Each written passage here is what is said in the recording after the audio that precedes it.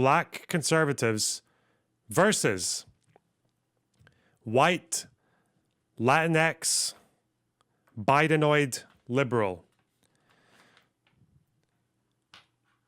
Dustin Kenneth Boneldemar VII, son of Chad, against the most incredible. It literally just looks like a hole, like it doesn't go anywhere. All right, let's go. This is 45 minutes. They must have really liked the. They must have really liked the content that we're getting from this panel, right? Because Jubilee shows are not usually 45 minutes, are they? Oh well. No, maybe they are actually. No, I usually think it's like 10, 15, 20. Yeah. Okay. Fire in, guys. Let's go. This is the 112th episode of Middle Ground, and we want you to help us decide what the next 112 episodes will be.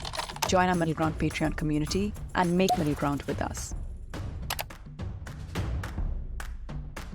All right, Thomas, we're going to get sick debate. The following prompt. White Americans have way more advantages than black Americans. I think I'm a rarity here. It would seem so. Do white Americans have more advantages because they're white, or do just white Americans have advantages because of historic factors?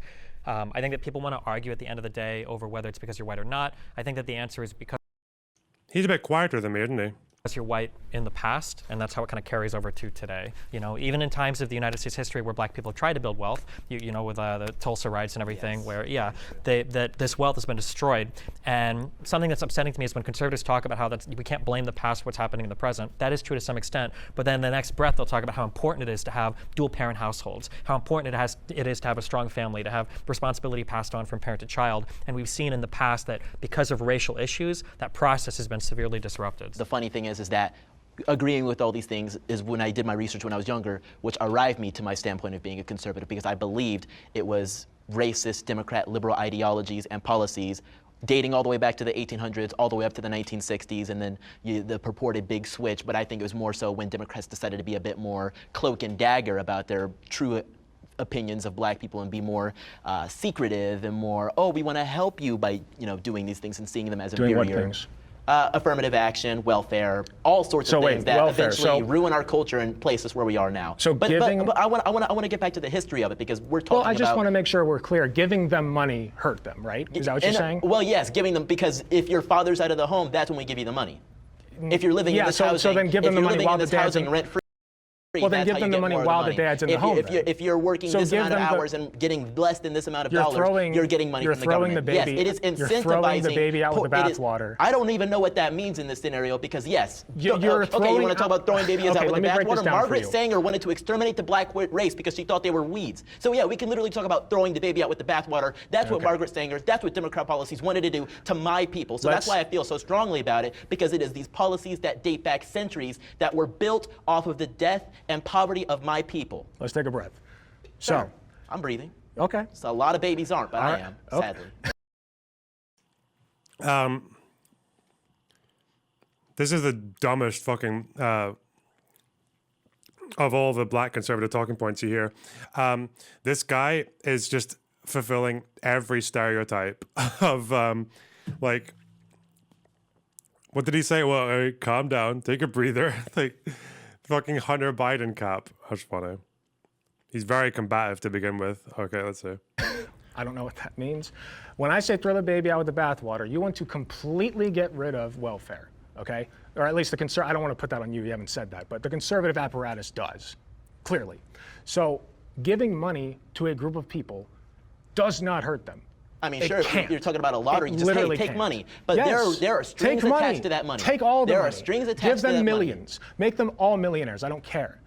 Giving money to black people does not hurt them. And that has not happened, though. That has not happened. What do you mean? That has not happened. It hasn't been a You're saying reparations, it hasn't been this so or that. what It has you're been a saying welfare program, welfare Great was Societies designed. Act that Welfare was built was- off of the idea of, hey, we get these families split up, we get these So people then let living them here. keep the family together and keep all the money. I mean, There you go. I guess Boom, so, done. but I guarantee you I guess there is so. no way that Why would would you happen. not advocate for that? So in your, I guess, research of like history of this country and everything, do you find like the Reconstruction era and like the failures of like what it wanted to be and then what it ended up being, and then which led into, which had downstream effects to enter into the Jim Crow era, and you have policies like redlining that influence how schools are funded. The downstream effects of slavery, do you think put black people as generally in a worse off position than white Americans? I think generation by generation, the effects of slavery have been diluted, but generation by generation, the effects of racism,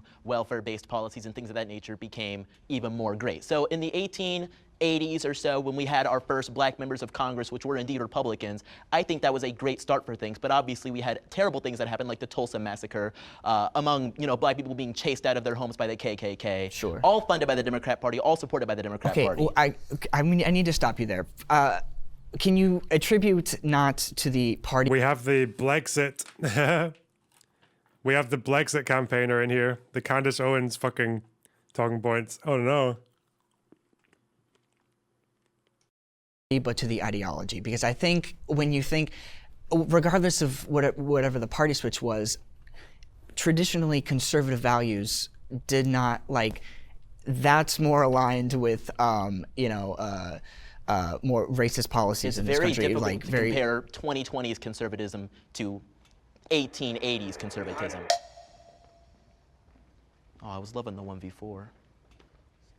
So personally, I feel like there's really only one thing that white people have a true advantage over black people with, and it's that white people are less likely to be forced into a box. It happens with black people onto other black people, but it especially happens with white liberals onto black conservatives, where we are told that we are supposed to think a certain way, be a certain way, and if we're not, then we're called all these names like etc. And the worst of all is bootlicker, because I hate when a white liberal tells me as a black man that I'm a bootlicker, because then I ask, whose boot am I licking? Because you're telling me as a white person that me as a black person that I'm licking your boot because I don't think in this box that you want me to frame my mentality in.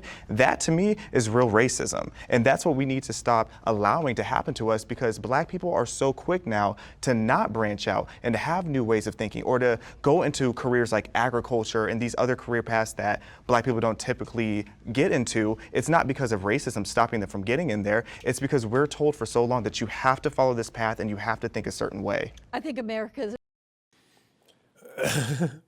Have I ever seen? It's obviously happened on Twitter like a million times. Have I ever seen a white liberal creator, a white leftist creator, call a black conservative a bootlicker? That would be so jarring to watch that. Because there does seem to be a bit of bootlicking that left-wingers do expect from minorities. I'm trying to think of an example. I know people always expect, what, you ever seen the way leftists are online with the EFF, the Economic Freedom Fighters in South Africa, the kill the Boer people and all that, and everyone who opposes that as a bootlicker. But it's for a party that only gets 10% of the vote, the amount of bootlicking that some people expect you to give to those kinds of ideas of the kill the Boer shit is that. I think it goes in both ways. I wonder if it needs to be reclaimed, There is such a thing as progressive bootlicking. Where someone just defers to the opinions of who they think are the representatives of minority groups or whatever, but even though they're actually not representative at all. Yeah, that's definitely a bit of a thing. I don't know. It's a great place for a black person. I think I'm an American. Anything that's available to you is available to me and mine. I've personally never experienced white people having way more privileges than me. I'm sure you could find certain institutions where black people are treated differently, but in general, I don't think that I've missed out on anything because of being black. And if anything, it's given me more of a voice because people will want to hear what I say now because I'm Black. So if anything, I have more of a platform now just on the basis of being a Black conservative and saying what's not popular than I would if I was just a white person who was also conservative. I agree with the Supreme Court's decision to end affirmative action. I think, I'm not going to start. Someone else can start. Sorry. I think affirmative action has served its purpose. I think that it was necessary for a particular time, and I think that every Black person knows how to get into college. Every Black, I mean, you can pull out the names, the Oprah, President Obama. You can pull out the head of Time Warner was Black man, the Forbes was Black man. We know Thanks for the what £5, to do Michelle. now. We don't need affirmative action. Thanks for the affirmative box action. Yeah, I think the affirmative action argument, I think the problem with affirmative action is that in more recent years, it hasn't really delivered in the way that it used to. I don't actually know what the Supreme Court decision was. Was it to get rid of it, or was it to get rid of like a standard, like a requirement for it? Yeah, I don't know. I would like to believe that we eventually end up in a place where that's like just not needed anymore, but don't know enough about it, unfortunately. More. And to me, affirmative action is offensive sometimes, especially nowadays, because I have 6 children, and 2 boys, 4 girls. And all of them went to Harvard and Columbia, and this one and that one. And it breaks my heart to think that they accomplished that goal of getting into these institutions just because of the color of their skin. I can definitely say that it creates a lot of tension when you have affirmative action. I remember my first week at the University of Illinois, I was sitting with some classmates, and a white student turned to me and jokingly like, "Hey Xavier, like, did you just attach a smiley face when you applied for this college?"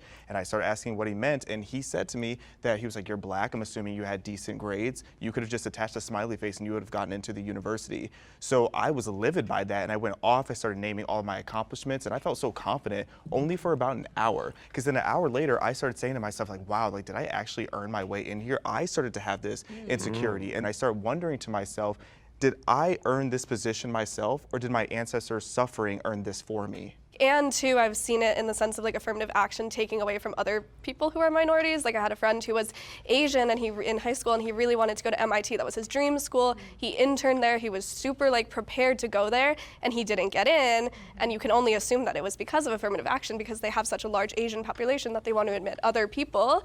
Yeah, I was going to actually argue that it's more racist nowadays because But that's because, don't we call Asians white passing now?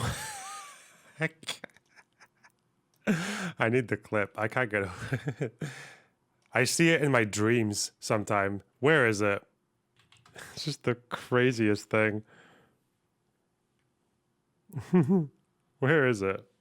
Oh, it's on Reddit. Of course it's on Reddit. It's on a Clip Chimp compilation. Absolutely Do right. you believe that you have a different relationship with the social and political systems in society based on who you are? You are a white, I'm assuming middle class Asian American. White presenting, I should say. I'm white presenting? Wait. What? What? A white presenting Asian. What the heck? Let me rephrase that. Can you look at me right now? This is what I can simplify that for you. I can simplify that for you if that upset you. So fucked when he says, "Are you looking at me right now?" I can simplify that for you. I can simplify that for you if that upset you. I can simplify the simplification too. The simplification.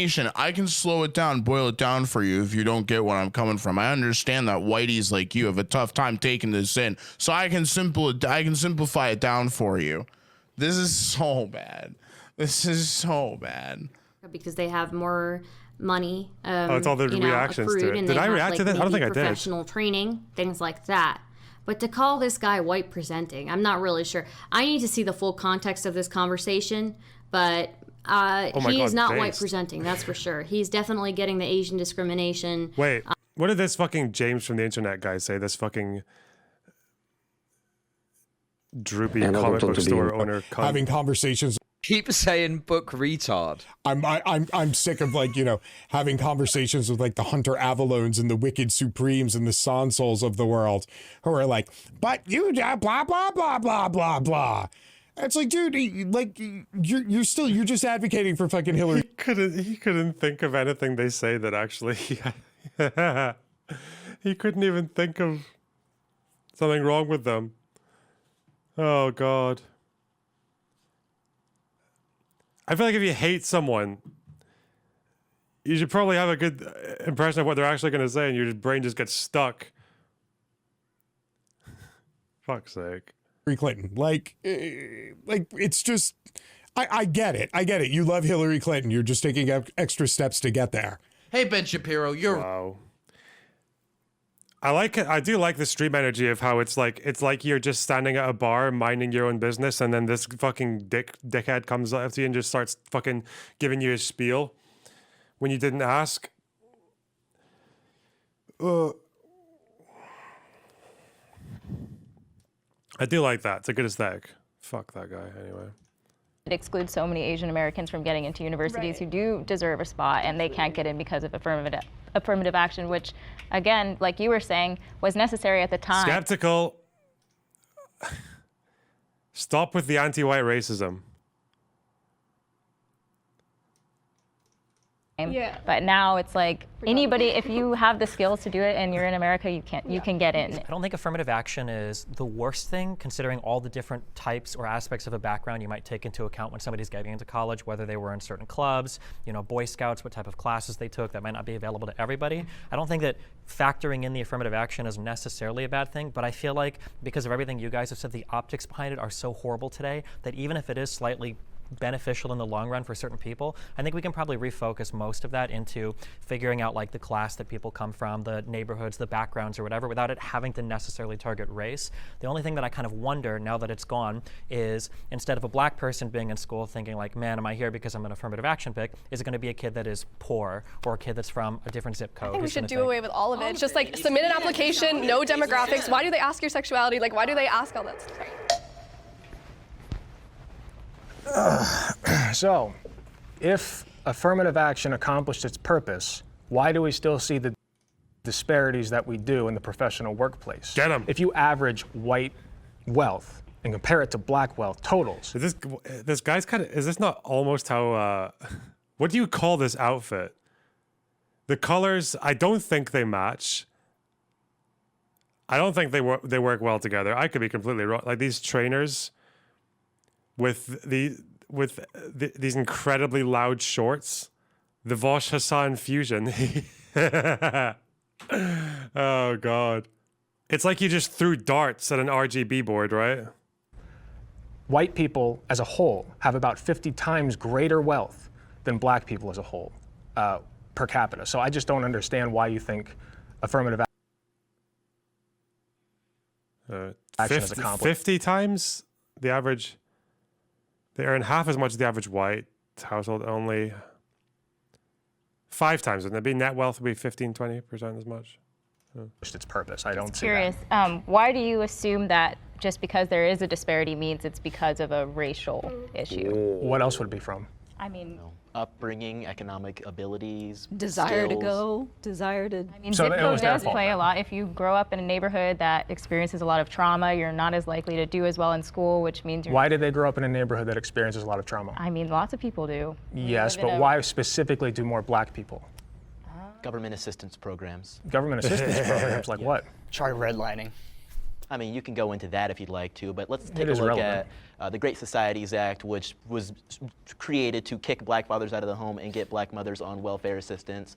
These things aren't beneficial for economics. These things aren't beneficial for actually paving a way for success for black children and black families. I mean, taking, reducing a two-family household to a one-family household isn't going to make them the richest man in the world. It isn't even going to get them out of high school. Nonetheless, the ability to even get to college. You mean it's when someone like this says designed to get black fathers out of the household and like make a generation of black single mothers, it makes it sound like it was intentional, even if it was like an accident or whatever. Even if it's something that you think happened. Yeah, he makes it sound like it's intentional. It's so weird. And did you say earlier about how Democrats just learned how to hide their racism better? Oh God. I wonder, like the Democrat plantation, like it's a lot more real to these guys than I thought it was. I thought it was just a rhetorical thing, but I think they actually genuinely believe it. Yes, but a two-parent household in comparison to a one-parent household, that child is not going to be nearly as successful. That child is more disposed to being sent into prison by doing crimes or not doing very well in school. So how are they even supposed to get that, that wealth disparity shrunk if they aren't even able to get out of the community that is causing these problems for them? Something I think that this conversation illustrates is that affirmative action is literally the very end of the line of a lot of different parts of a person's life. And by that point, trying to rectify all of the inequities that have existed, to try to remedy any of that at the very end with affirmative action, it might just be too broad a brush. And maybe we'd be better served focusing on the earlier issues than trying to throw a kid who maybe, can barely read at a 6th grade level into a college to hope that that's the thing that fixes the problem at the end of the line. I think affirmative action wasn't really supposed to send kids to Harvard that weren't prepared to go to Harvard. I think that's quite a myth, in fact.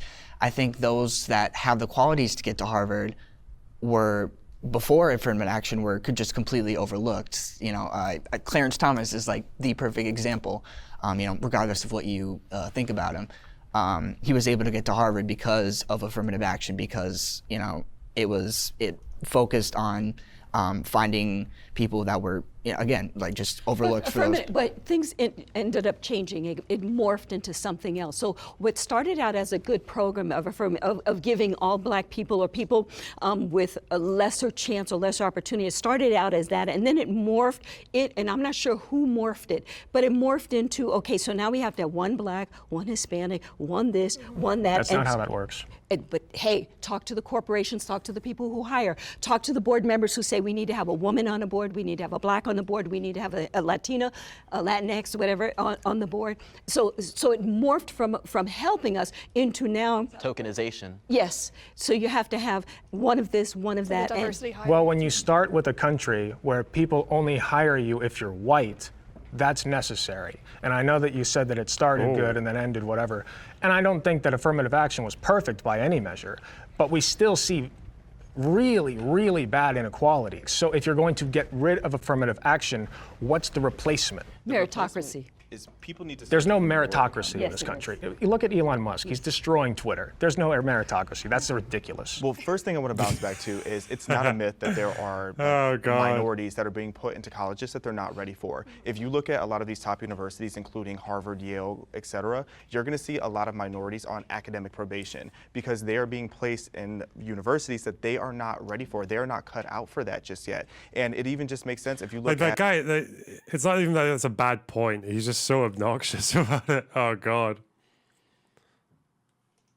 How much they have to achieve in order to get there. Asian students on average have to score 450 points higher than a Black student in order to get in the same university. So if you think of the universities that have courses, et cetera, that grade on a curve. Obviously they're not talking about what happens at the top of a system either. They're thinking about, they said, what should we have instead of affirmative action? We should have meritocracy. Well, yeah, of course you should strive for meritocracy over affirmative action. Yeah, of course you would. Yeah, it's preferable to have meritocracy, but yeah, you probably need a good case for why it's not there at all, or why you think it can't be done. So many people with an A, so many people with a B, etc. So that means that the bottom percentile is going to fail. Who is most likely, just based on logic, going to be the ones failing? It's going to be the people who didn't have the credentials to get there in the first place. And then I have to bounce back to. I want to get you on that point, because I would posit that the people who are least likely to have good outcomes in an academic setting are those who have to work 2 jobs, are those who have to drive there from home because they can't afford a dorm,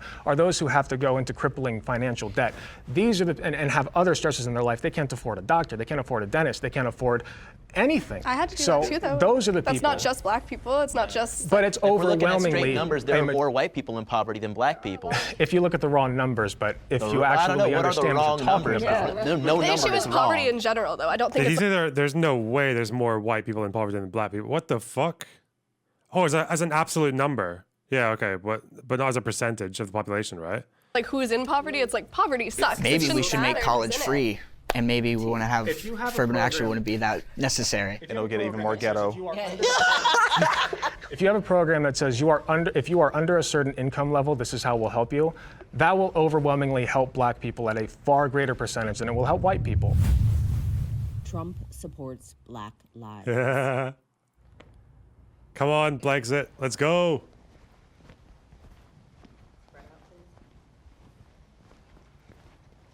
Half the conservatives said no. Yeah. I think that President Trump supports all lives. I think that he looks at all American citizens as equal. I don't see him doing anything that would make you feel like he does not support Black lives.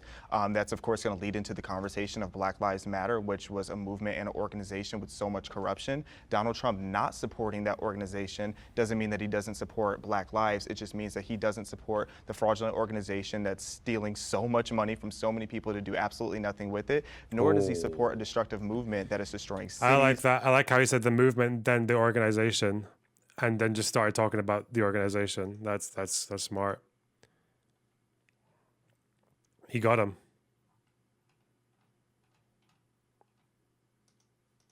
Communities, lives, etc. So I don't see why someone would think that President Trump doesn't support Black lives.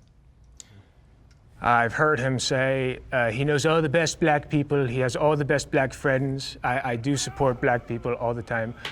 Sorry, that was a very bad impression. But I don't think Donald Trump wants bad things to happen to Black people. So in that respect, I think he does support Black lives. But the other side of that is he's not really doing anything. He didn't do anything as president, certainly, to uplift Black people. This guy just came on here so he could say that and then just get to talk. He obviously doesn't think Trump supports Black lives in the way that they want you to understand the question. The guy actually just threw that in and said, yeah, I'm sure he doesn't want Black people to die. He must support Black lives, but I'm going to shit on Trump. I talk about how he actually is ruining Black lives. Fucking hell, that guy actually did that. He just wanted to talk. What a fucking Sigma male. I should get him on stream. What a fucking god. A debatosexual. Affects Black people. Yeah, I certainly disagree with that point. One of the biggest things I supported personally. Well, yeah, we'll get into that one later. One of the biggest things he did is he secured permanent funding for HBCUs, one of the largest increases we ever saw for HBCUs, personally done by his administration, among many other things. The First Step Act, which, there's a lot of debate about whether it was really the best thing to do, but that was definitely a kiss of love to the Black race. Freeing Alice Johnson for menial drug crimes she committed in the past that had her locked up. She did not get to see her family for years. Yeah, but that's not like, okay, I did say I agree, but I agree in the sense that Donald Trump doesn't literally want bad things to happen to Black people, like I think a lot of conservatives do. So I think that he just says the most yeah, I do think that. I think he says the things that will get him elected. So I don't think that he has any personal grudges against most people. He just says the most popular thing. So I think like Ron DeSantis would be somebody that I think actually wants Black people. Wait, is this guy a streamer? Who is he?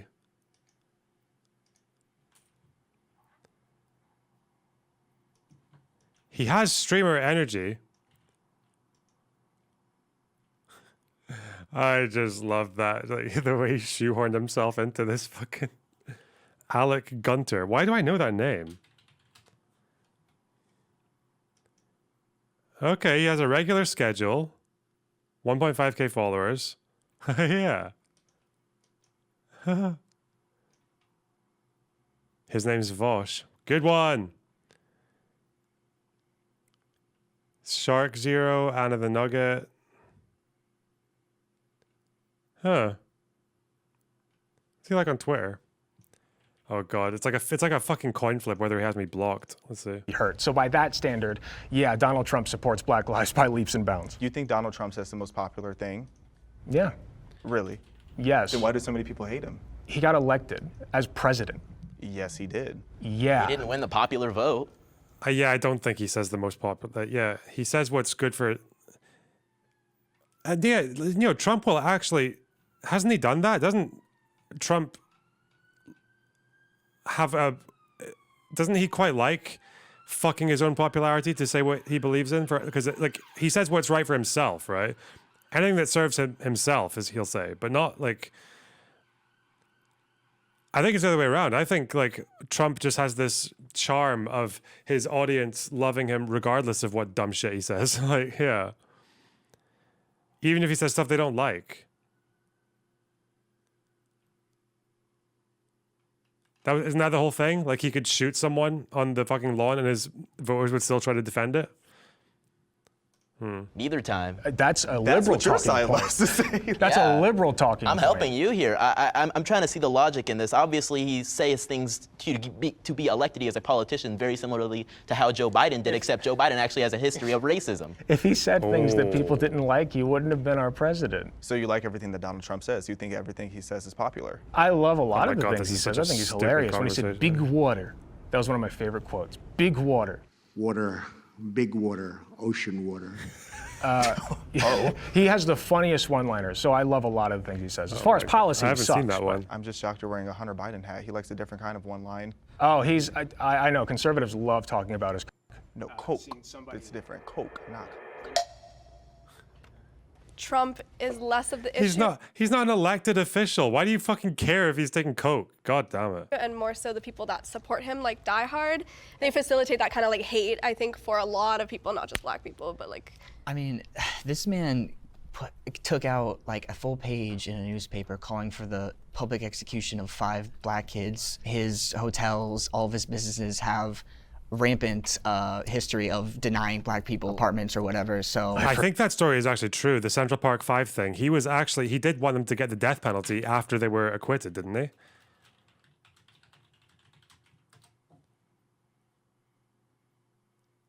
That's not like a lefty bullshit, whatever, Twitter point. That's true. He did do that, yeah. Did he comment on it publicly when the trial was ongoing? Or is it just afterwards?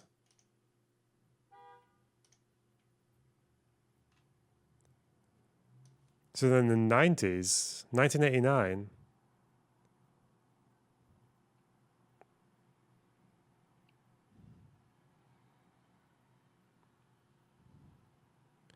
Full-page advertisements in 4 New York City newspapers, including the New York Times, calling for the state to adopt the death penalty.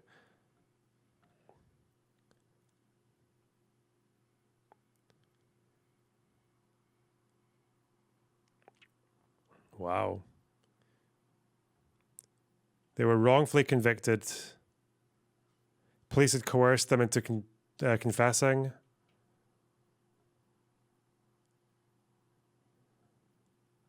It was after they were acquitted when he said that, right? Before they were acquitted. Exonerated is the word? Wait. He did that after they were sentenced. So they were sentenced, he called for the death penalty, but did he not continue after they were exonerated? That would be like the really, really insane thing.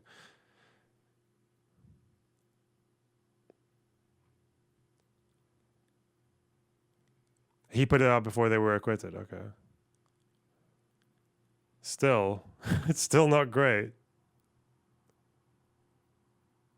Wow. Forgot about that. I should not have stepped forward. Look, I mean, Donald Trump cares about Donald Trump, so I don't think he really cares about anyone, I guess, unless you're like... He said they were still guilty even after they were exonerated. That's what I thought, yeah. I thought he carried on with it after they were exonerated. Rich or whatever. When you look at his history on racial issues, whether it's the shithole countries comment, the plethora of comments he made about Mexican people, just the comments he's made about Muslims, the idea that Trump cares at all about some particular racial minority, I think is a little bit silly. I think Trump will say whatever he needs to say to rile up his base and to get elected. I don't necessarily think those statements come from a place of hatred. I don't think he was ever saying specifically, oh, if you pray 5 times a day towards the east or towards Mecca based on wherever you are, you're a bad person. I think he was saying if you like to fly planes into towers or behead people or throw people off of buildings, maybe you're not the most virtuous person out there. I supported Trump because the fucking brain damage on this guy is so funny, man. Oh, God. Because he made the economy good, and so the economy then impacted black people, white people, Latino people. It impacted everybody. But Trump, he didn't think specifically, I don't think, about black people. He thought about himself, and he thought about how can I make America great for me, and making and I thought, you know what, I'm gonna go with this guy, and the reason I'm gonna go with this guy is because if he can make America great and he can make that rise for everybody, I'm gonna benefit from that. So that's why I went, and that's why I voted for him. That's why I supported him. How does that specifically benefit black people? Again, he's a businessman, but he's also a racist businessman, and like well documented. So like I just. And Biden's not. Biden's not. Yes, he is. He created the crime bill. So that's regardless of the point. Fucking okay. Wait, I'm gonna find the actual number here. Crime bill poll. 1994, right? 58% of African Americans supported it. Was it? Wait. It was whites who opposed. It's like the ultimate fucking white savior bill, isn't it? The black people supported it and the whites opposed it. Oh. You know what? People that bring up this talking point, they shouldn't say. The white leftists or white liberals who say this, they shouldn't actually do the boot licking comment. They should just say you're licking the wrong boot, because that's all they mean. Why? Because in the 90s, crime was fucking mental in America. It was the highest it had ever been, and it was mostly affecting black communities. And because most black people in those communities are not criminals, they were really fucked off. There was a lot of crime. Also because wasn't there like a domestic violence thing that was incorporated into this bill as well, which again also disproportionately hurts black women because black women are less likely to have access to support groups, so that if they have to leave a domestic abuser, it's harder for them to find a place to go to like lie low when they're between houses, and that's why they stay with their abuse. Yeah, there was all kinds of shit in here. Wasn't Bernie involved in this bill as well? Yeah, crime bill. Fuck it. Yeah, it's such a stupid talking point. Just the Central Park 5. That's what you brought up, right? Yes. How do you feel about that? Well, he took actually, that full page out after they were exonerated. So I haven't. He wanted them to be after they were exonerated. Killed. Well, executed. Just because they were black. That story. And he bars people from attending his businesses or like renting apartments from all his like stupid Trump towers. I think Trump at that point was, like many people in this room, particularly liberals, a victim of the media. I think he was scared. I think he was ashamed of the things that he heard in the news and wanted to take action himself as a businessman, not as a Why racist. are you infantilizing him? I don't like also real quick because people keep bringing up this comparison to the '93 crime bill from Biden. That crime bill, this was at the height of like violent crime and the crack epidemic in the United States. The Congressional Black Caucus supported that crime bill. Everybody in the United States supported that crime bill. The idea that crime bill was like some racist piece of legislation that Biden was just wheeling out because he hates black people, and that's somehow comparable to the Donald Trump's treatment of the Central Park 5 that were already exonerated, that wasn't a victim of the media. The media said they were done. They were exonerated in court. They weren't there. As I understand it, the prosecutor of the 5, they actually. Wow, I'm so impressed by this this fine Latinx gentleman here who talks fast. He was a black guy. And so in being a black guy, he went and he looked at all the evidence and said, these guys are guilty. Black people can also be racist against other black people. Or just make mistakes. So if anybody does anything you disagree with in regards to the Central Park 5, even if they themselves are a black person, then they're just a self-loathing black person, they're just a racist black person. If they disagree with me, they're racist. That prosecutor was doing his job. That's my policy. If they disagree with me, they're racist. I like that. I think Trump has shown a history of ignorant at best and racist at worst behavior. I didn't vote for him or Hillary because I just don't see him as a conservative hero. I don't even think he's a conservative. Fake conservative. I voted Trump in 2016, just so you all know. So I'm just saying. So I need to What? He's just, oh God. He just wants to talk, doesn't he? He just likes talking. It's like that quote. The fucking, is it Plato? The wise person speaks because they have something to say. The fool speaks because they have to say something. It's actually, I should paraphrase it though, because it's not the fool. It's the fucking Giga Chad, Sigma. The guy who doesn't follow any rules of color theory. I need you to elaborate on if people disagree with you, they're racist, just in general. I was just kidding. He's just, yeah. You never know. Just like the hat. Kind of sorry if I triggered you. I'm sorry. You made a point. You made a point a couple of minutes back where you said he just kind of says these things to rile up his base. Why does he need to do that at the expense of black people then? He doesn't do that at the. I am a member of his base, and I'm sitting there like, oh man, this is amazing. And I don't know, you can call me you're not, self-loathing, you're not, so you're you're not saying all the black people, you dipshit. Okay. calling racist. for the I'm probably public stupid. execution Or the of majority, 5 right. black men that were exonerated to When has rile he up done his that base. during the campaign trail? He didn't do that when he was a politician. Well, he did that when again, he was a it's scared businessman in New York. It's feeling everything bad. Steve said about the comments about Muslims, the comments about. I love it. He didn't do it on the campaign trail. Bro, get fucking Bin Laden. Bring him back. Bring back Bin Laden and make him run. I didn't do it in the campaign trail.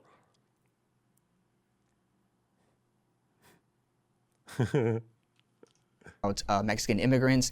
Why does never he about Mexican immigrants, never about Muslims, about terrorists and about criminals and rapists. These are very important. No, it was Muslims. He wanted to ban people from Muslim countries, not from terrorist countries. He targeted Muslims, not terror. Okay. Sorry. Delineations to make, and if you believe I that think what you fed the media understand, about, or oh, it's I all think Mexican immigrants, I think it's more of you being, oh man, these poor Mexicans, they need to be supported. It's more of that savior complex. Wow, What was we're the back rationale again. behind axing or trying to axe DACA? These people were registered with the federal government, they were in school, they were doing everything that they needed to do. They had no home elsewhere. They were brought into this country as minors. Like, what's the explanation for that? I think that requires more nuance. Like I mentioned before, I think there were some for their people. education. I think Why there would were you some wanna kick people them out? feeding him bad policy advice, thinking, "Oh, this will be really good for your base," and he's doing a lot as a Just president. That's okay. That's okay if we feel that way. But Let's just say it. Hey, I know Destiny's going more mainstream. You know, Jubilee and shit. Say it. Ask this guy if Trump's a retarded 4-year-old. That's what he wants to say.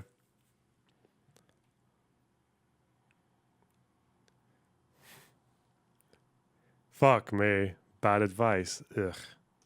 I take responsibility for something. If I say he has responsibility for something, well, then you're right. But if I'm saying, well, maybe there are some people around him advising him falsely, Dude, it's infantilizing. He was the president. There's no good way. He to called the shots. What are you talking about? The only path forward to solving illegal immigration starts with amnesty for everybody here. The reality is there's some 10 to 15 million illegal immigrants here. We're not deporting them all. With the people who are already here, that's a lot more of a messy, nuanced conversation. But as far I always think when I have these discussions about illegal border crossings, all that, like I need to rework it for when I'm talking about America, because I think in Europe, when we think about illegal border crossings, we are usually thinking about people that come from Middle East or North Africa because they're like asylum seekers, right? And that's like an asylum question, which is very easy to argue because the right thing to do, the thing that most of these countries agreed upon when they fucking signed up to the Refugee Convention, was that you have to let them in to process them. When it comes to America, I think most of the illegal border crossings in America are not asylum cases, are they? Are they asylum, or like they're not? They're definitely not mostly refugees because they have different reasons for moving. But I think the American standard is just like, because there are so many of them, deporting them would be fucking insane. Like it's just out of the question. And then that's why, like, I wonder if that's just the case in general though. Like if even if an asylum seeker comes to the UK and they don't get asylum because it turns out that they actually were a middle-class fucking Libyan who just fancied a change of scenery and were willing to risk their life for it in the Mediterranean. Even then, would you really just put them on a plane and send them back? Would that be the standard? Because I feel like it might just be better if, in that case, when you have, especially if you have a lot of them, it's just to say like, yeah, that was that was what you're not supposed to do, but also, you've made the effort, like you make that kind of effort to come here. And it's like, I feel like there could just, when it comes to path to citizenship for illegals, wouldn't it just be a case of like, I don't know if this is just appeasing conservatives, but I wonder if there's like a way that you would do path to citizenship in a way that has like some kind of financial like long-term penalty for the fact that they crossed the border in a way that like they weren't really supposed to, but that they still get their path to citizenship in a way, like maybe just like for a bit, like there's like some kind of financial like fine that comes in through the taxes or whatever, and that's it, like, and that's their path to citizenship, because that just seems to be the most humanitarian or utilitarian thing to do about it. But is that what path to citizenship already entails, or is it just like, yeah, came here illegally, but fuck me, putting you on a plane, that's a whole paperwork. be a citizen now. I don't think it's quite like that. I'd imagine there's probably quite a lot of hoops you'd have to cross for the benefit of being like a citizen if you come here illegally.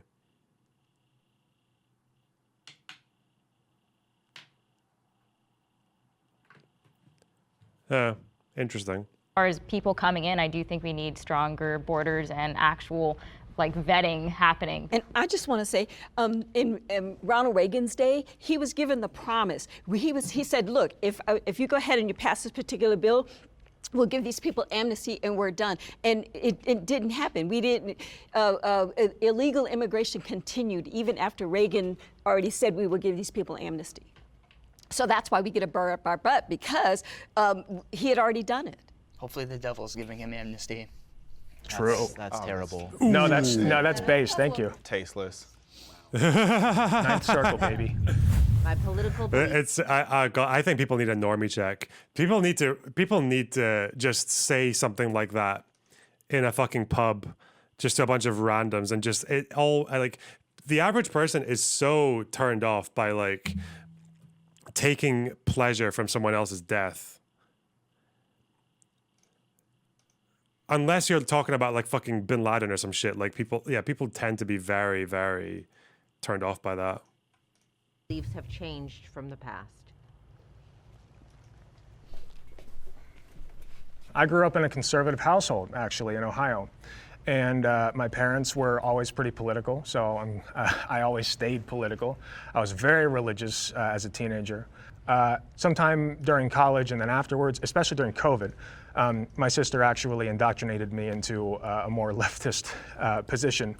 And I overcorrected a little bit. I started becoming pretty cringy as far as like, sit down and let the minorities all talk, right? Don't say anything, don't speak over them, etc. I actually love him. I used to be a bit soy, I would sit down and let the blacks talk. But now when I see a black conservative, I will never let him talk. Now I interrupt minorities all the time. And I pretend to agree with them on the prompt so I can come in early and argue with them. Oh, I love this guy. By the way, just so you guys know, I'm also just really happy, and I always told you so, that the world would be a better place when Destiny and Vosh would reunite to do debates. Okay.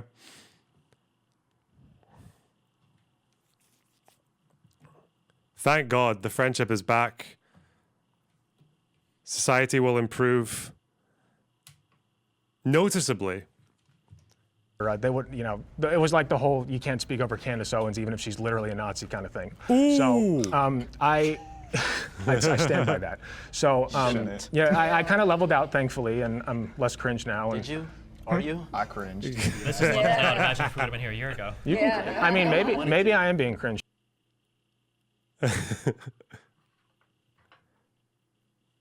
Who cares? So I grew up conservative. Wait, what did Destiny say there? Listen, it wouldn't be a Destiny Vosh duo were it not for some friendly fire, okay? Are you making a Wojak? What? That's the most boomer fucking thing you've ever said, Worth. No, it's not a Wojak, it's a tweet. We're making an X, guys. A solid X. I mean, maybe I am being cringe. Who cares? So I grew up conservative, but I did have more left-leaning ideas about like Black Lives Matter and critical race theory, and I was watching a lot of YouTube, and I did agree that Black people were oppressed and all of these different things, and that we were kind of got the short end. Nice X, bro. You didn't tag them. Yeah, do you know why I didn't tag them? Because I'm not a fucking cringe loser dipshit. Like, maybe the streamers I watch will see the tweet I did about them. That's funny. Maybe they'll see the tweet I did.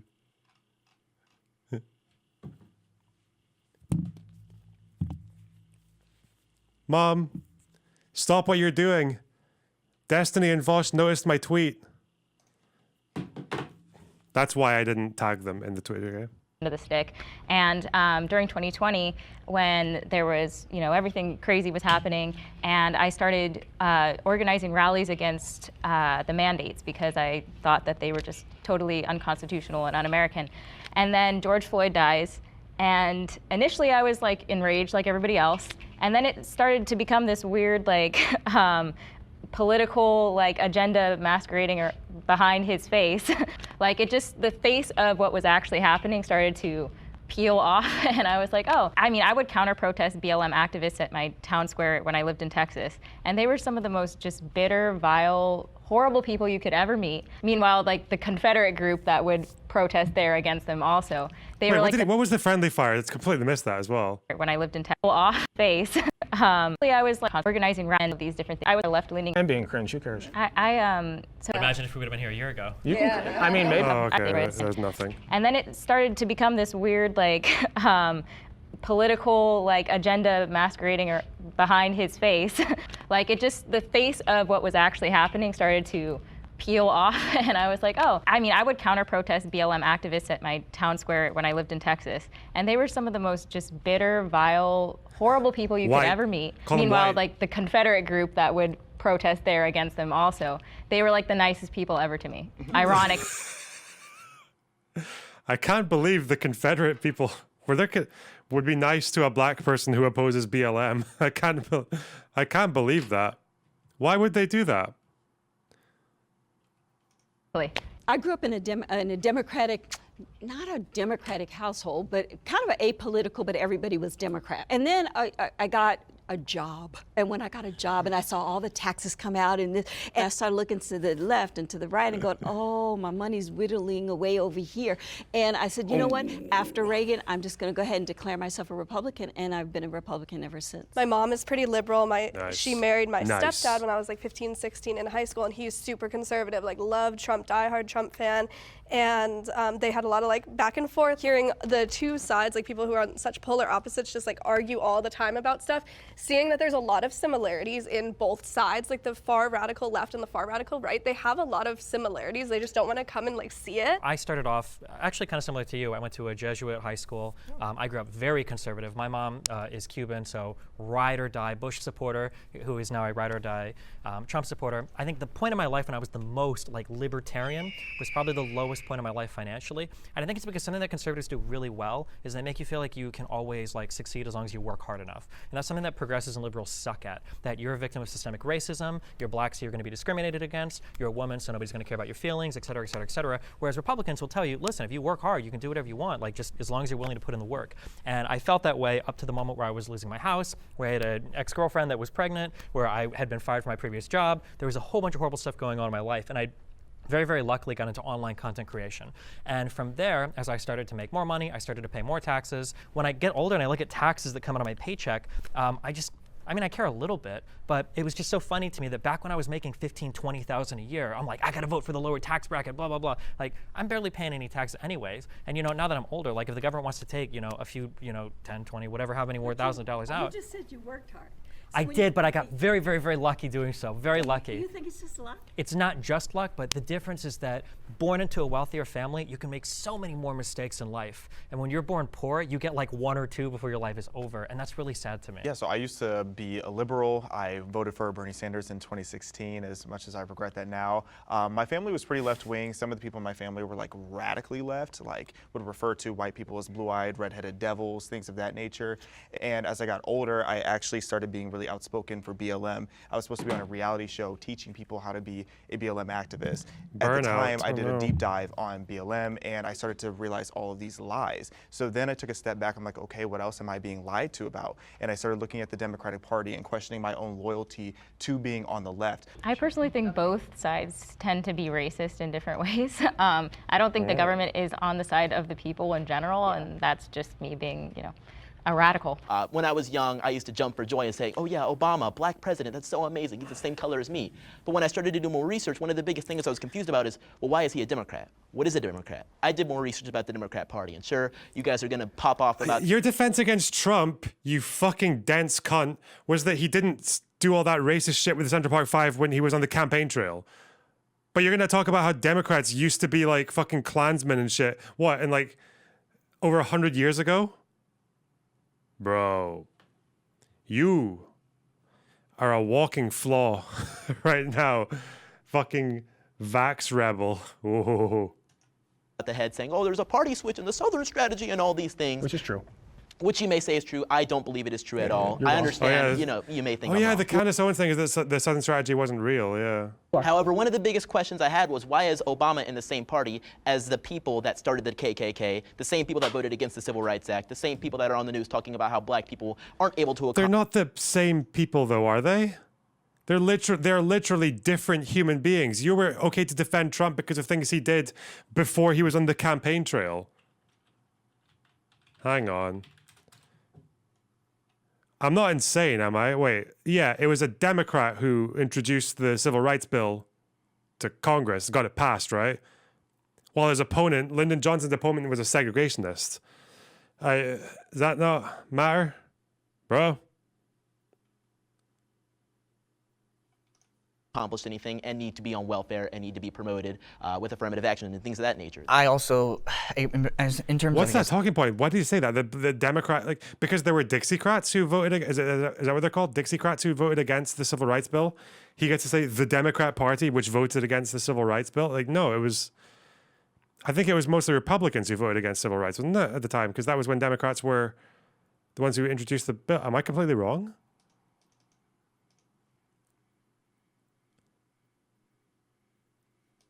Of my political journey, I was raised conservative, actually, and then high school became, I guess, sort of apolitical, and More of a then north-south throughout college, split. and I guess just throughout my What? So it was Northern Republicans and Democrats who were voting in favor of it, and it was Southern Republicans and Democrats who were against it.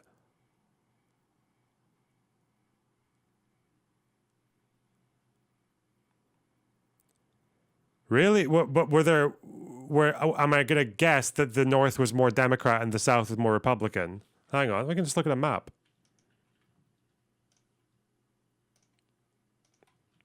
Was it 61 when Johnson was president? No. 63. USA 63 election map.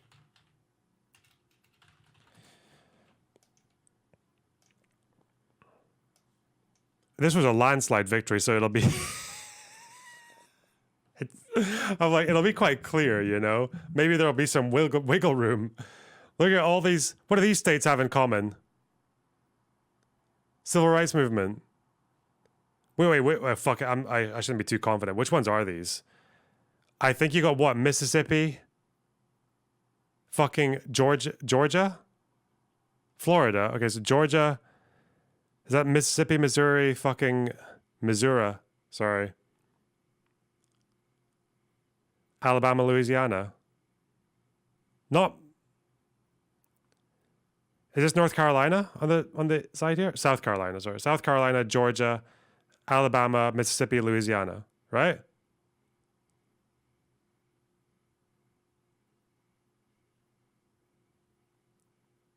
Is that Arizona? It's the South. Okay, well done. life since then. I think I guess you can call me a progressive, you can call me, socialist, whatever you, but Socialist. I guess in the area of where I fall. You said that you were a Bernie fan in 2016, and then you transitioned to being, I guess, more conservative. I guess, I don't know, to me,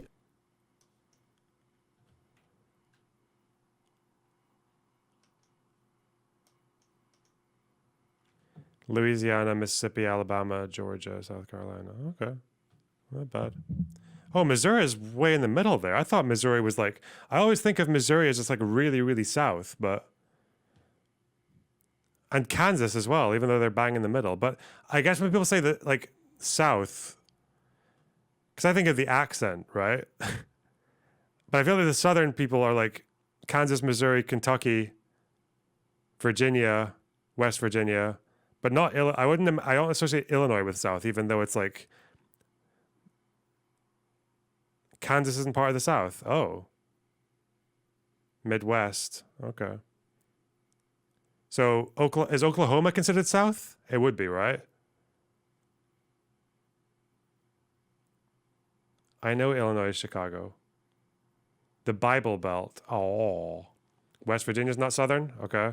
So Southern would be what? Like, is North Carolina considered a Southern state? Or is it just these ones?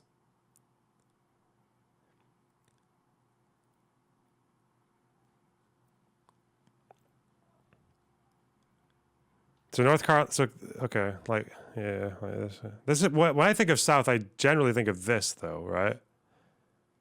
I also did think Missouri and Kansas would have been as well, or is Kentucky? Surely Kentucky's considered South, isn't it? South equals south of Richmond, yeah. Okay, whatever. Fuck. Bernie Sanders, from what he said to what you think now, what was the shift? For me, it was socialism, because back then I was a very broke college kid and I just had this mentality that everything should be free, and I was feeling a bit entitled, like everything should be handed to me because I was black, because I was very much in that mentality.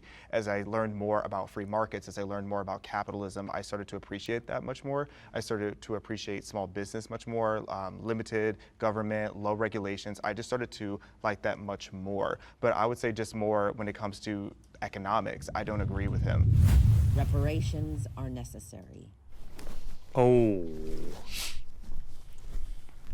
When we talk about reparations, I think that doing reparations in the way that a lot of people think of it, where we just give it to black people, I'm not an expert on this, but I think it would be more income-based, and that in itself, like I said earlier, would disproportionately benefit black people, because if you recognize that they are disproportionately affected by a systemic injustice, then doing it on like a class level would uplift proportionally more black people than white people or any other race. Yeah, I think like mostly like black GIs that were left out of like the New Deal, for instance, that to be able to come back and as a white American, as a white veteran, to get a home loan and then build that generational wealth. I can't.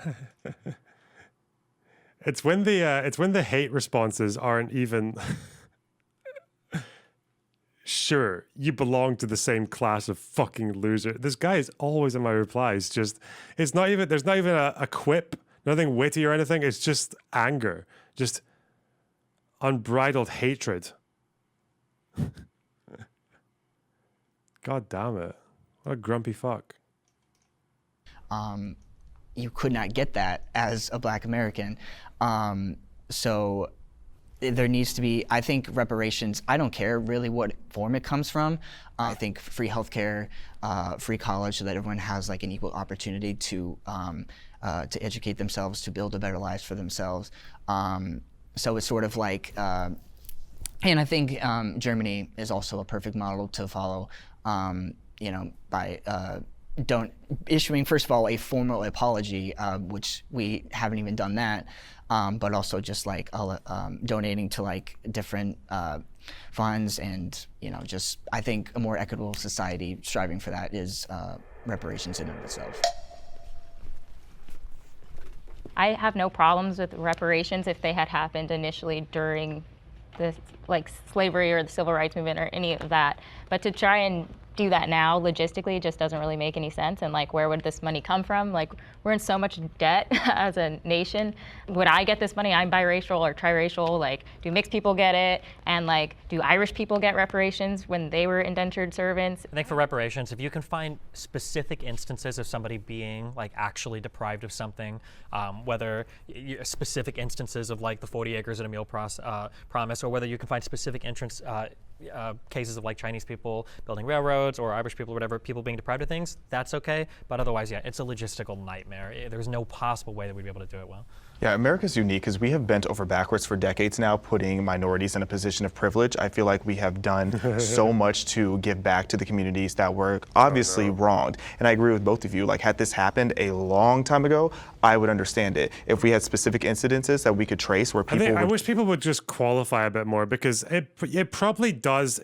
I can imagine if you consume a certain range of media, you might think, minorities are given an extra privilege in society, like whether other issues are considered a lot more in media or definitely on social media and all that. But then you're really just looking at a very specific part of society it's pretty small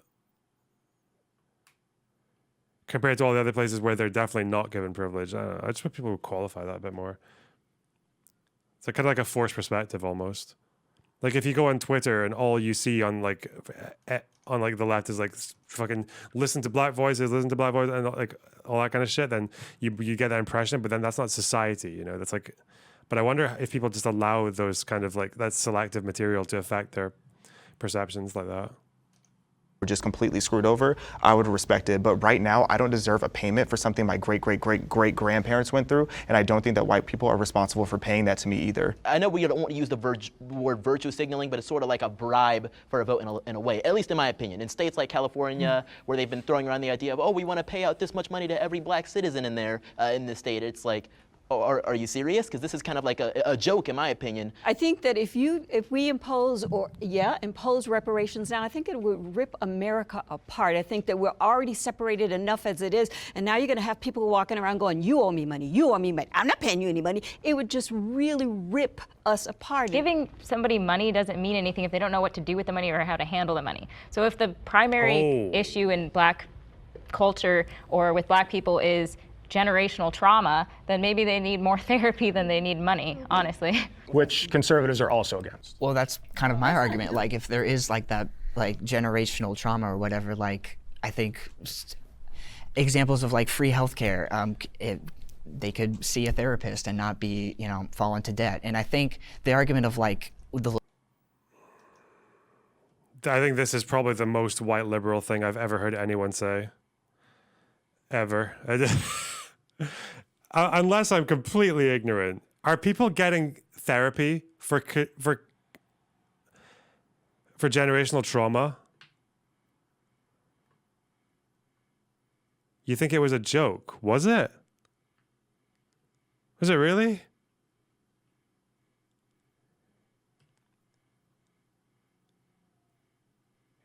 It's a thing yet? No, people aren't getting therapy for generation. Are they?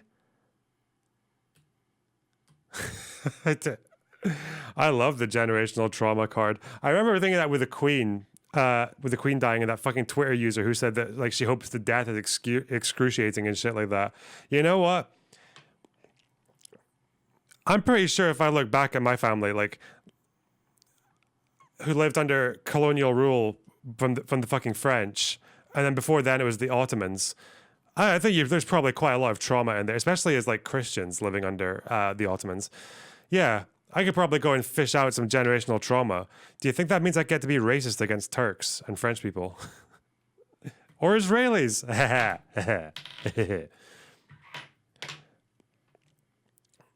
It's a brilliant excuse. People getting therapy for generational trauma. Bro. Huh. Logistical nightmares of it. I think if we want to pay for something in this country, we usually find a way to do it, especially when it comes to the military. So, I mean, we pay for multi-billion-dollar jets all the time. It's not the dollars, it's who's supposed to get them. Not to attack progressives, but that is like the most progressive idea in the world. Is like I can see the headlines like reparations voted on in Congress to be paid in the form of free therapy for people in the hood. That just sounds like the funniest thing in the world. But well, I also don't think it's gonna come. Oh well. He clocked it. Yeah, I don't think it was a joke. Therapy for generational trauma and reparations in the form of therapy for generational trauma. That's fucking brilliant. Oh my God. People would defend it. Oh God.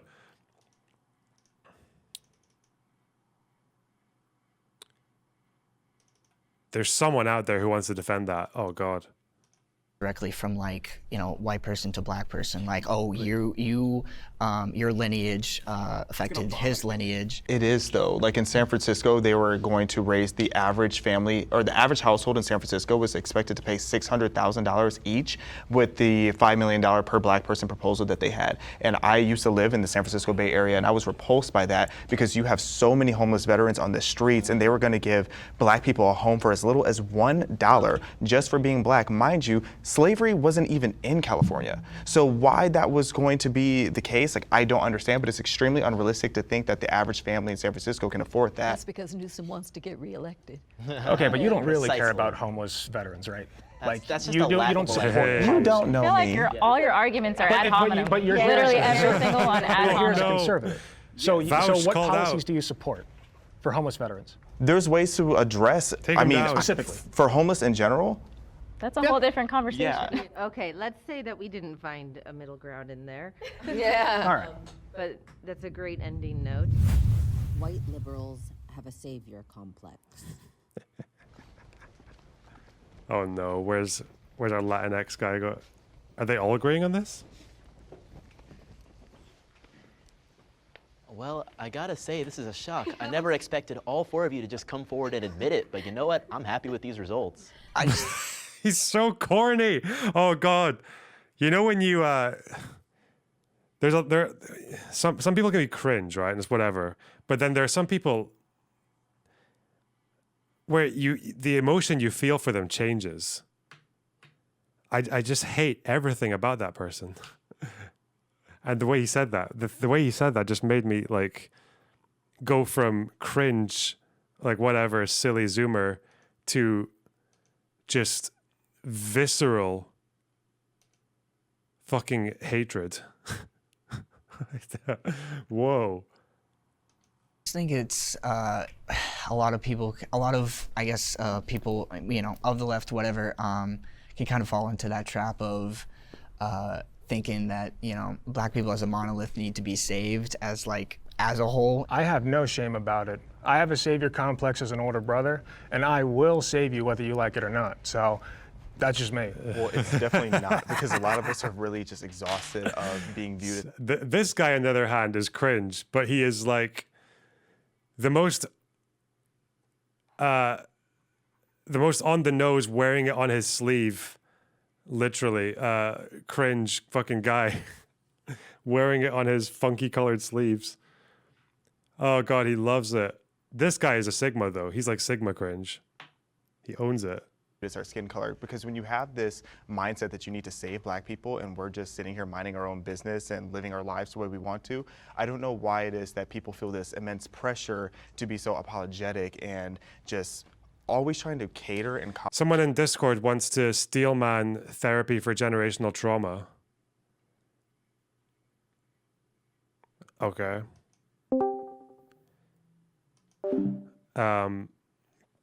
Well, get into Discord and we'll find out. I want to hear it.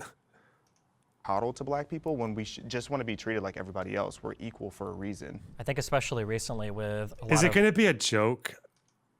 Is it going to be a meme like, oh yeah, at least with some therapy they can stop complaining about the slavery that didn't happen to them, but actually to their great-great-great-great-grandparents? Is it going to be that? Is it going to be that? Okay. riot stuff that's gone on or protest stuff that's gone on, people on the left tend to infantilize a lot of different types of protesters, and especially even talking to, you know, some of the other black content creators I do content with, when you hear a lot of progressives come out and say, well, they don't have a choice but to riot or break into the store, or, well, they're stealing, you know, these electronics or shoes for good reasons, you just don't realize it. I think a lot of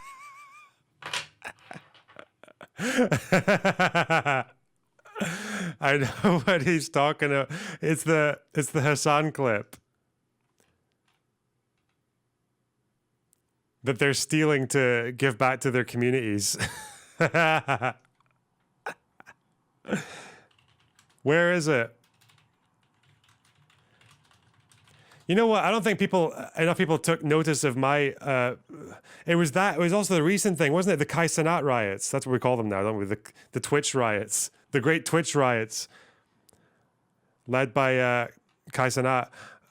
When Hassan was just like, he just invented this thing in his head where the media were apparently making it all about like black lawlessness and shit like that, when literally all the media did was report that the riots were happening, saying that like some guy who runs a food stall got fucking ransacked and punched in the head or some shit. And Hassan's just here like, they're just trying to say that all black kids are unruly. They're going to make it look like there was this riot that was completely out of control. And while he's saying it, there's like a fucking video footage of the riot losing control and people getting fucking hosed, people throwing cops at balls and jumping on cars and shit. And I'm like, whoa, you will really go that far to avoid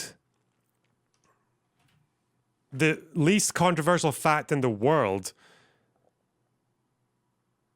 throwing balls at cops, that fucking black people are capable of like violence sometimes. That what? You have I'm pretty sure the media reporting on the Kai Cenat thing was just like, oh, some dumb celebrity riled up a crowd at a rally, at a fucking giveaway, and then they rioted, and then they caused some damage. Doesn't this happen all the, like, isn't this like a very common celebrity story? Like fucking Woodstock 99, or the fact that like every Rage Against the Machine gig, like they constantly between songs have to take explicit measures to make sure that rioting and like violence doesn't happen, that they have to constantly tell people to look out for each other and to take a step back to let people breathe because people get crushed up at the fucking front of the thing and you can die. Like, or like Jim Morrison in LA when he was like in the middle of a gig telling people like they can just do whatever the fuck they want, do it whatever the fuck you want, take the lid off, don't let anyone tell you what to do, and then there was a fucking riot. Like, this is Guns N' Roses missing a show and then there was a riot because they canceled a fucking gig on the night. Yeah, many such cases, but our old Hassan here just couldn't. He had to racialize it. He had to make it.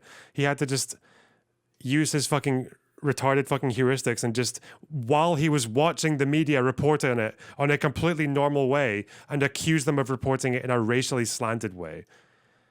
I don't think I got enough credit for this clip, by the way, for this edit.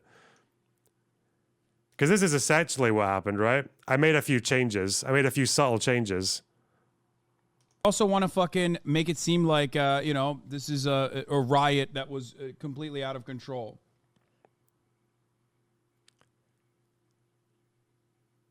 It's tragedy porn met with also like black unruly teenagers. Look at them. The essence of the... Okay. Thanks, guys. Thanks for recognizing. Now, where's the thing? The rioters redistributing.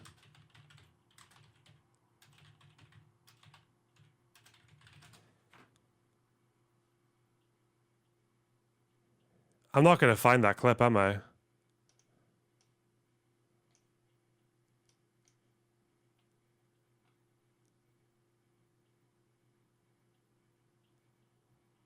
This is XQC. $3 worth of fucking Doritos. Like, there was a bank run or some shit. Like, also want to fucking make it seem like, this is a riot that was completely out of control. Hassan's fans were saying this clip was out of context. I saw the longer clip. It doesn't change what he's saying here. He was just angry that he just thought the media was reporting it in a overly dramatic way when they were literally just saying it's a newsworthy thing if a Twitch streamer hosting a giveaway results in this. That's a story. And wasn't it because Kai Cenat was I don't know if there's going to be a criminal investigation. It would probably be quite hard, especially in the United States. But wasn't he actually, I know that one clip that looked pretty bad was he was Google Earthing the location before the riot happened on his stream with his friend, saying like, oh yeah, they're going to need cops, it's going to be out of control, we're going to fucking fuck shit up. And like, yeah, didn't he say that? Yeah.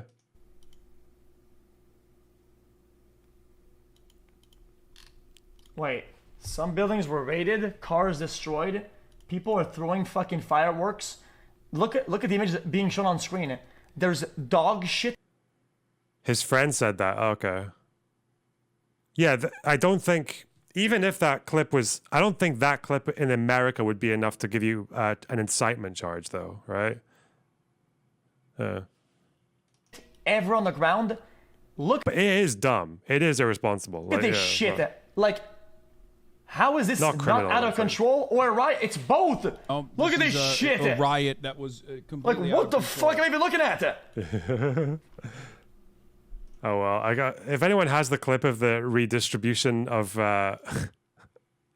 looted goods in the middle of a riot. Oh, okay, wait. Fuck, I'm in the Discord, you asshole. Hang on, wait. He's not. Is this Hajar guy in the Discord? All right, I'll just. Fuck. How do I?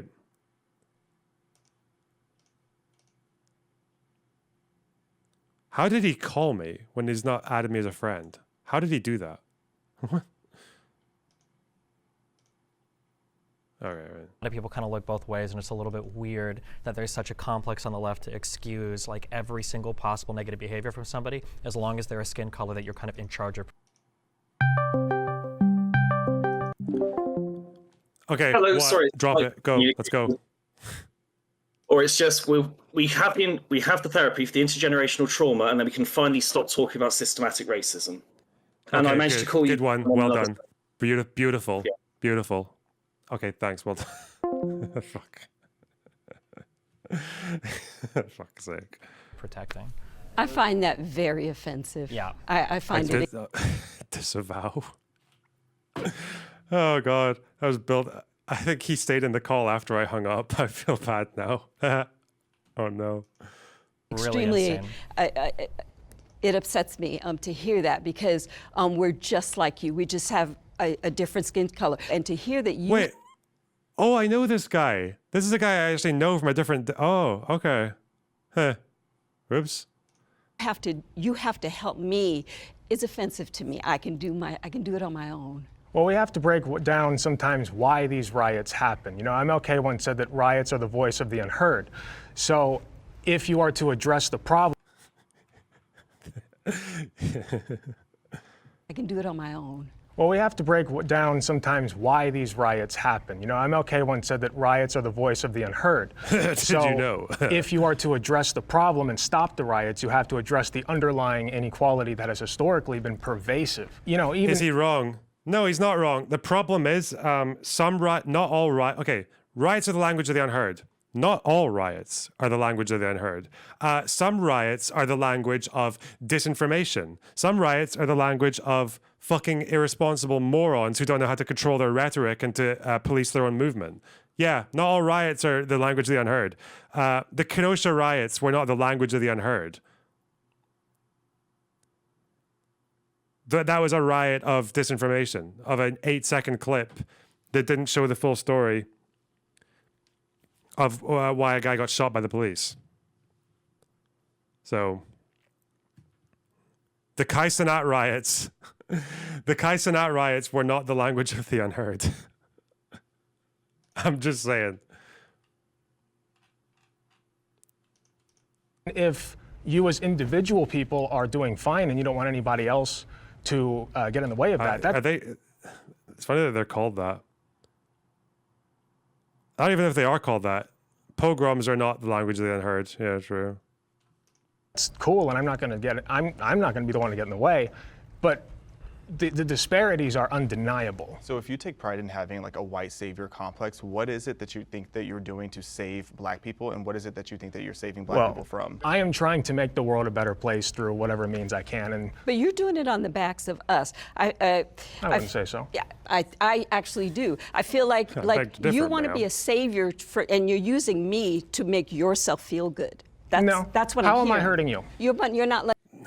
Oh, you meant the caller? Fuck me. No, like what? That joke. I'm pretty sure that was a meme.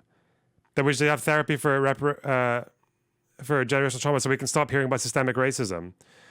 You know, the overwhelming majority of people who talk about systemic racism don't have generational trauma. You hear from white people, so actually, it's not even a good. Yeah, of course, it's a meme. It doesn't work. Okay. Letting me have my own voice. You're not letting me speak. How? You're speaking now? No. You're cutting her off. Yeah. Well, I feel like I have to. Yeah. Well, what's happening? I mean, you're speaking right now. You're speaking right now in this particular setting. I feel but like what I you're have saying to. is, like you took it back to riots and so forth, and it makes it seem like the only way that we as Black people can have a voice is by riots, and then you need to come along and you need to say, okay, poor little Black child, let me help you. That's offensive to me, and I feel like you're making yourself feel good about trying to help us, and I also think that, like, when we talk about damage, I think especially when it comes to a lot of the shoplifting stuff that's going on in certain cities, you get a lot of white people that live in nice suburbs saying things like shoplifting is no big deal, that's fine, and then you'll catch YouTube videos of them later on being in a Walgreens in like a shoddy neighborhood, and they're like, man, why is the deodorant behind a locked case? It's very easy to sit behind a gated community and say, oh, well, you know, it's not a big deal, you know, they steal because they have to. Riots are the language of the unheard. I think people haven't read the full context of that quote. When MLK was saying riots were the language of the unheard, and you need to address the underlying condition, he wasn't condoning the rioting, he was just understanding it. Obviously, there are a bunch of white people that feel they need to be a savior, but I think... What is this meme? I've never seen this before. What the fuck is this meme? What? New right, populism, economic nationalism, no CRT, no anti-white. We love MLK. Woke.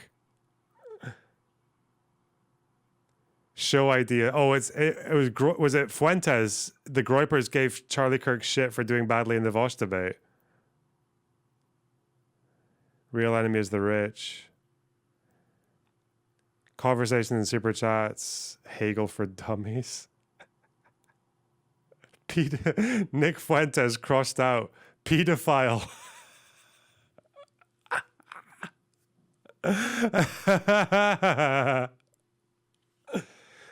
Vosh has a book saying how to kill all conservatives. I love right-wing infighting, man. It's so funny. Can you show your socks? If they're clean, you get $80. How would you tell if my socks weren't clean? They're socks. They're pretty clean. What? Look how clean they are. Look at that perfect red. Did you think I wasn't wearing socks? Fuck off.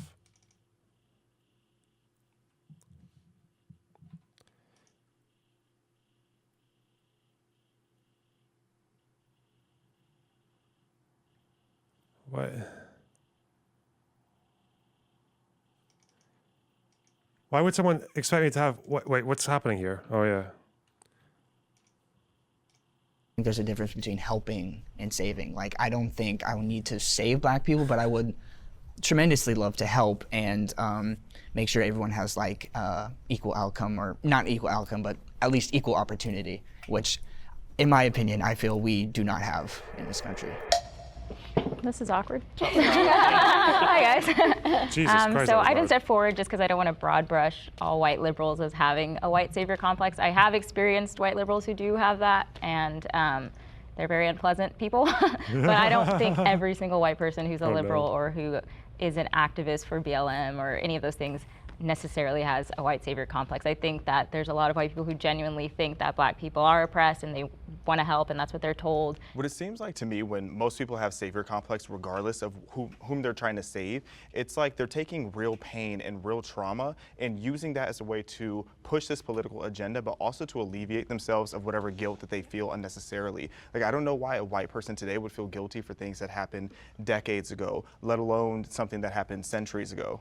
I've never seen a white person say, I personally feel guilty for slavery. Maybe they're out there, but I've never heard that. Yeah, in second grade, when they taught us about slavery, almost every kid in my classroom would spend their entire time looking at Black kids in that classroom. How was I supposed to not think, wow, these people are feeling guilty for something that they have no involvement in and I have no involvement in? Every kid in my classroom understood the context. People hate feeling uncomfortable, and obviously you don't want to feel like That's actually such a good response.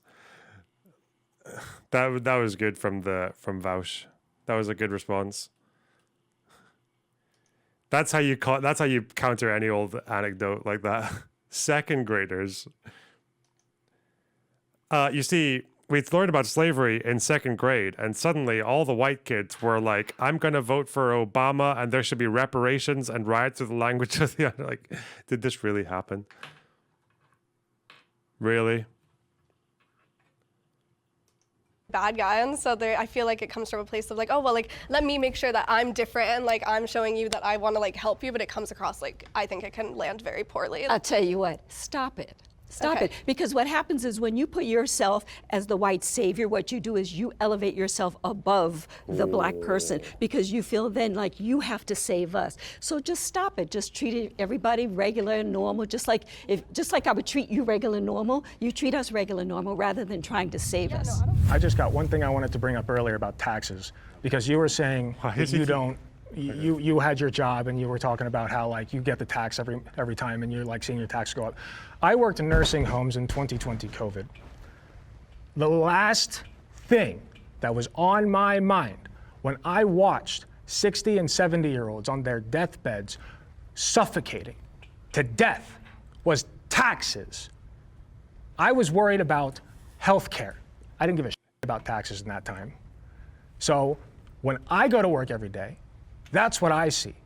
That's what I want to fix. I see you once again elevating yourself above the rest. Based.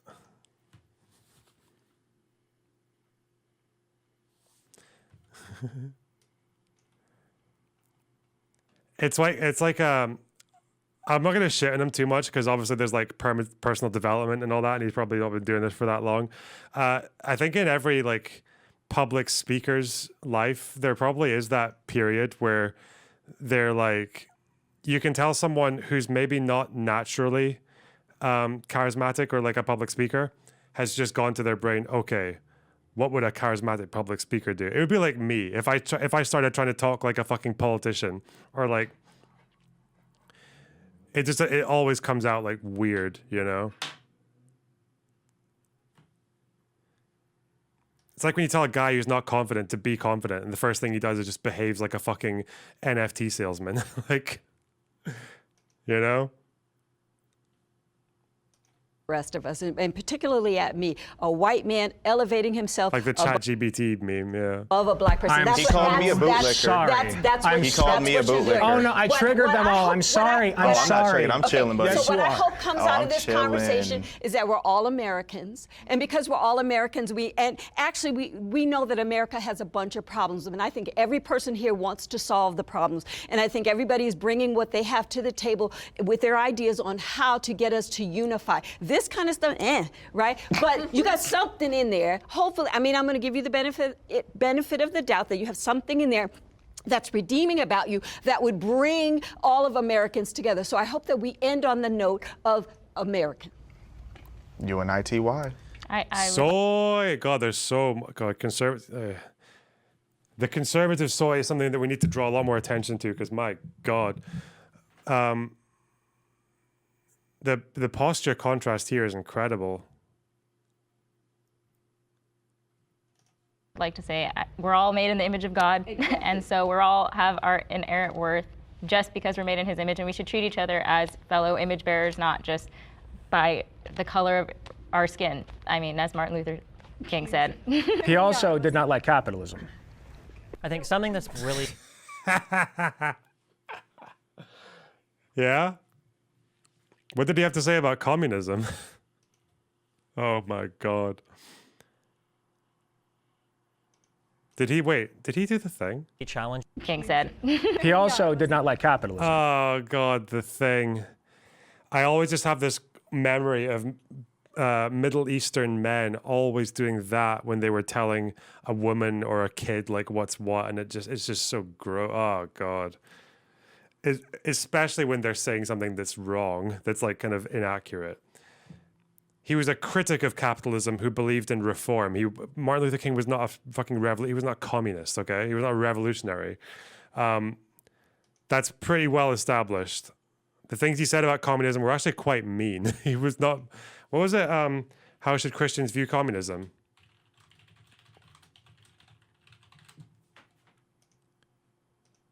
MLK.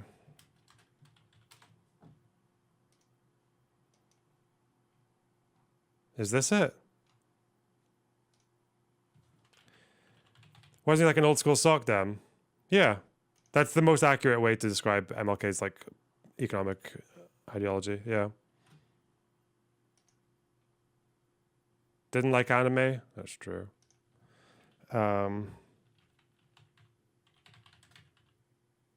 Here it is.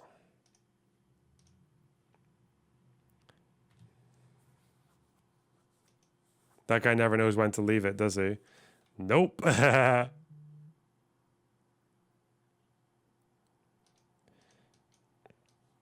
Well, this is some quotes that I grabbed from it. False assumptions and evil methods. Through social reform, American capitalism is doing much to reduce such tendencies of poverty, yet there is much to be accomplished. Yeah, it's through social reform. That's like the main gist of what he tends to say about capitalism and communism, which is funny because reformism, if we recall,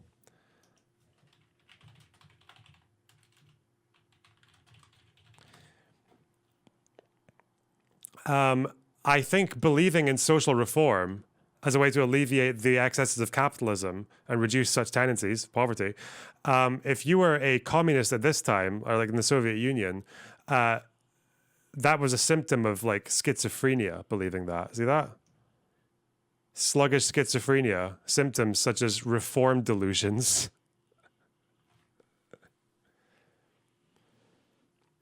Struggle for the truth. Interesting.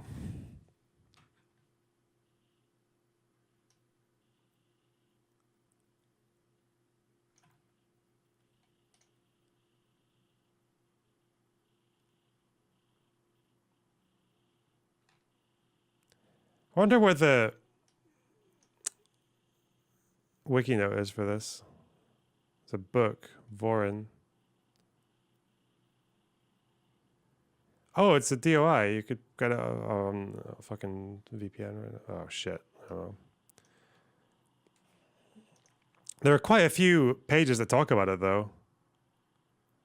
Abusive psychiatry, yeah.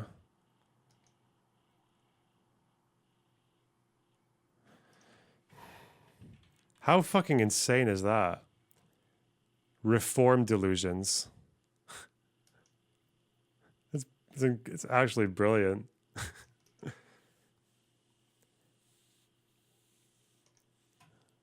That's the second mantra of the you know the lyrics for that fucking the Soviet anthem. It's actually a gaslight gatekeep fucking girl boss apparently. Yeah. I think something that's really challenging, I've definitely been guilty in the past of throwing around the Uncle Tom word. I used to be hardcore progressive. I'm still relatively progressive. But something that I've learned as time has gone on is being a white person isolates you from a lot of the different types of racial struggles that people go through. And those struggles can take a lot of different forms. Not just, was my ancestor a slave, and not just is my culture bad, but sometimes in the way that, people grow and develop, right? Like, am I actually choosing these political beliefs because they mean something to me, or is it because I'm black or my parents are black? If I speak a certain way, am I betraying my race? If I am a political orientation, am I a bootlicker? And I think that it's important when you're coming from a progressive point of view to understand that even though there are conservatives that are black people, you have to treat them as individuals and not just come at it with this like, you're black, you're a conservative, therefore here's like 6 or 7 different slurs that I can use against you, but they're approved because I happen to be on the progressive side. I think our leader... Jordan Peterson jump scare. Okay. Jubilee's not cringe. It's wonderful cringe. Yeah, okay. It was a good showing. What did we learn? We learned about the concept of reparations in the form of therapy for generational trauma. It's the best thing I've ever heard in my fucking life. Oh, God. It's just like a random word generator of soy. It's like if you asked ChatGPT to write a soy policy, the soyest policy, it would come up with that. Oh, God. Couldn't make it up.